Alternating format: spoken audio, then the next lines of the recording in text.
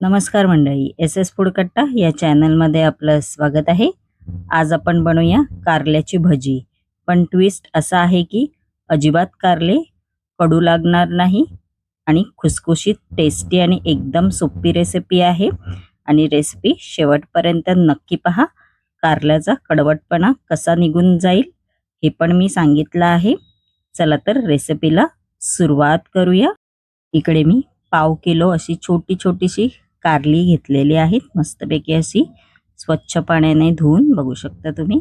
आपण आता ही कारली आहेत ती अशी सुरीच्या साहाय्याने कट करायची आहेत.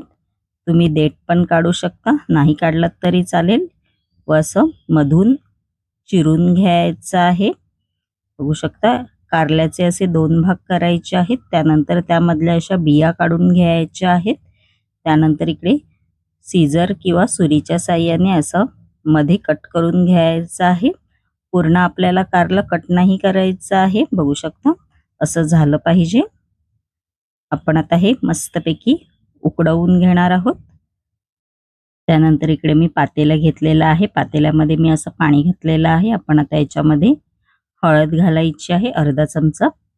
त्यानंतर थोडंसं चवीनुसार मीठ आहे ते घालायचं आहे व पाण्याला चांगली उकळी काढून घ्यायची आहे. बघू शकता पाण्याला चांगली उकळी आलेली आहे.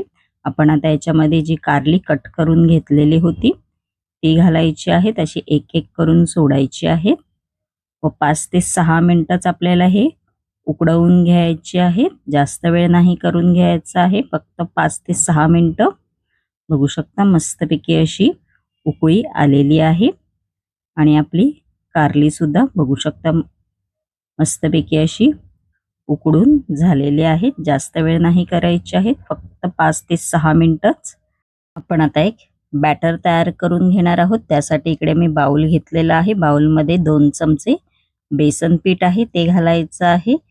त्यानंतर याच्यामध्ये 2 चमचे कॉर्नफ्लॉवरचं पीठ आहे ते घालायचं आहे. तुमच्याकडे कॉर्नफ्लॉवरचं पीठ नसेल तर तुम्ही तांदळाचं पीठ पण वापरू शकता.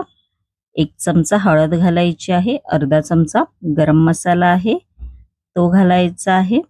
त्यानंतर अर्धा चमचा लाल तिखट मसाला आहे तो घालायचा आहे. अर्धा चमचा धणे पावडर घालायची आहे. अर्धा चमचा आमचूर पावडर आहे ती घालायची आहे. थोडंसं चवीनुसार मीठ आहे ते घालायचं आहे व चमच्याच्या साहाय्याने आपण आता हे सगळं मिश्रण आहे ते असं मिक्स करून घ्यायचं आहे. व्हिडिओ शेवटपर्यंत नक्की पहा. कारल्याचा कडूपणा जाण्यासाठी मी एक अशी ट्रिक सांगितलेली आहे. थोडीशी कोथिंबीर घालायची आहे बारीक चिरलेली व पाणी घालून आपण आता हे बॅटर आहे ते असं मिक्स करून घ्यायचं आहे. जसं आपण भजीला बॅटर करतो तसंच इकडे करून घ्यायचं आहे. बघू शकता आपलं बॅटर तयार झालेलं आहे आणि आपण आता मस्तपैकी असे खमंग कारल्याचे भजी बनवायला सुरुवात करूया. तेल गरम करायला मी कढईमध्ये आधीच ठेवलं होतं. तेल आपलं चांगलं कडकडीत गरम झालेलं आहे. आपण आता या बेसनाच्या बॅटरमध्ये अशी उकडवून घेतलेली कारली आहेत ती अशी घोळवून घ्यायची आहेत व हाय फ्लेमवर आपण आता हे मस्तपैकी अशी कारल्याची भजी आहेत ती तळून घेणार आहोत. अशी एक एक करून घालायची आहेत आणि कारल्याचा कडवटपणा जाण्यासाठी जे आपण सर्वप्रथम कारली उकडवून घेतलेली होती त्याच्यानेच कारल्याचा कडूपणा निघून जातो. त्याच्यामध्ये तुम्ही हळद, मीठ आणि लिंबाचा पण वापर करू शकता. याने कारल्याचा कडूपणा आहे तो निघून जातो. बघू शकता मस्तपैकी आपली कारल्याची भजी मस्तपैकी अशी डीप फ्राय होत आहेत आणि मस्तपैकी आपले कारल्याचे भजी सुद्धा तयार झालेले आहेत. तुम्ही हे टॅमॅटो सॉस, पुदिन्याची चटणी याच्याबरोबर पण खाऊ शकता. आणि माझी ही रेसिपी कशी वाटली कमेंट बॉक्समध्ये नक्की सांगा. आणि अशाच नवनवीन युनिक रेसिपी जर तुम्हाला माझ्या चॅनलवरती पाहायच्या असतील आणि तुम्ही जर माझ्या चॅनलवरती नवीन असाल तर नक्की एस एस फूड कट्टा या चॅनलला लाईक, शेअर अँड सबस्क्राईब करायला विसरू नका. धन्यवाद.